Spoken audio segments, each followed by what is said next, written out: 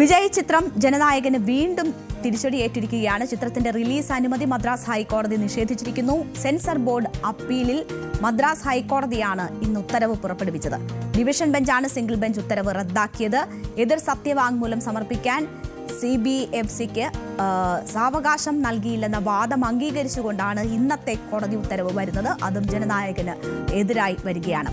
അപ്പോൾ സാങ്കേതികമായ കാരണങ്ങളാലാണ് കോടതി ഈ തരത്തിലുള്ള ഒരു ഉത്തരവിലേക്ക് പോയിരിക്കുന്നത്. തങ്ങൾക്കെതിർ സത്യവാങ്മൂലം നൽകാനുള്ള സമയം കിട്ടിയില്ല എന്ന സെൻസർ ബോർഡിന്റെ വാദം ശരിവെച്ചുകൊണ്ടാണ് പ്രദർശനാനുമതി നിഷേധിച്ചത്.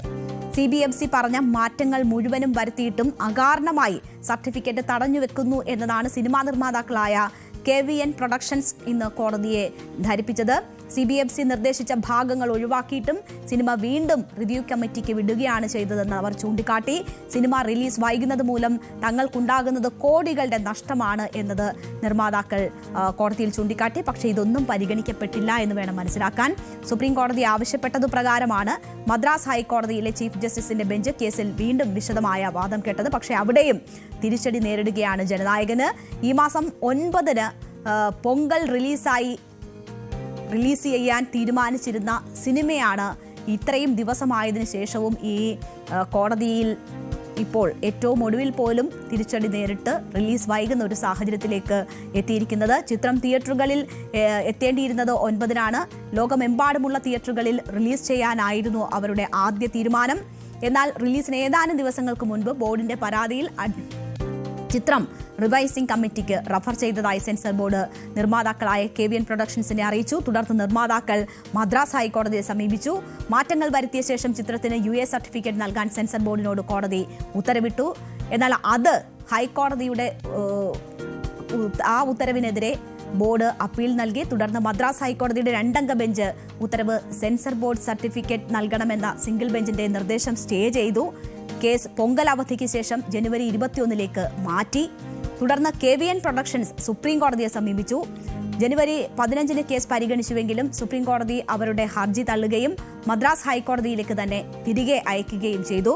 അപ്പീലിൽ മദ്രാസ് ഹൈക്കോടതി ഇന്ന് വിധി പറയാൻ തീരുമാനിച്ചതോടെ റിപ്പബ്ലിക് ദിനത്തിന്റെ അവധി ദിവസമെങ്കിലും ഈ ചിത്രം പുറത്തിറക്കണം എന്ന സിനിമാ നിർമ്മാതാക്കളുടെ ആഗ്രഹവും നടന്നില്ല.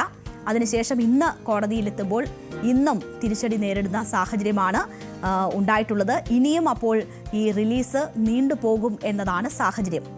രാഷ്ട്രീയ രംഗത്തേക്ക് കടന്നു വന്നത് മുതൽ തന്നെ വിജയ് ഇങ്ങനെ വാർത്തകളിൽ നിറഞ്ഞു നിൽക്കുകയാണ്. നമുക്കറിയാം, സെപ്റ്റംബറിൽ വളരെ ദാരുണമായ ഒരു സംഭവമുണ്ടായി. തമിഴ്നാട്ടിലെ കരൂരിൽ വിജയ് നടത്തിയ റാലിയിൽ തിക്കിലും തിരക്കിലും പെട്ട് 41 പേർക്ക് മരണം സംഭവിച്ചിരുന്നു. ഇതുമായി ബന്ധപ്പെട്ട് CBI അന്വേഷണം നടക്കുകയാണ്.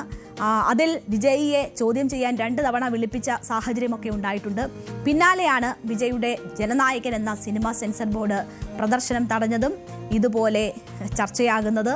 ആ സിനിമയുടെ പ്രദർശനം ഇങ്ങനെ നീണ്ടുപോകുന്നത്.